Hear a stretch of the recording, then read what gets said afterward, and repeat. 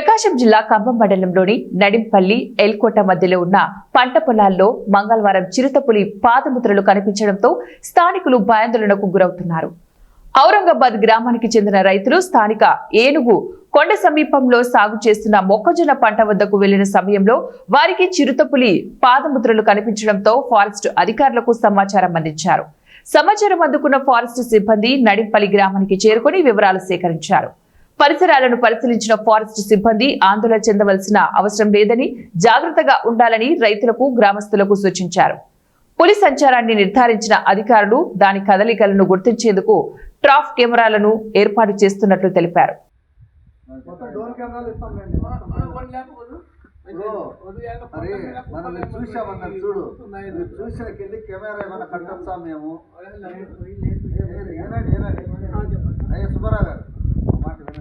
మీరు చూసినకెళ్ళి లేదు మీకు అనుమానం, ఇప్పుడు మీరు కొండకి వెళ్ళినప్పుడు ఆ కొండ వైపు నుంచి ఏ పక్కకు దిగి మన పొలాల్లోకి రావచ్చు. అలా కానీ మీరు చూసిన దగ్గర కానీ ఇక్కడ కట్టలు లేదు లేదు అక్కడ లేదు, మన ఊర్లలోకి వచ్చే దారున్నా కట్టుకోవాలి. అయితే దాన్ని కాపాడాల్సిన బాధ్యత మీది చాలా ఖరీదైన.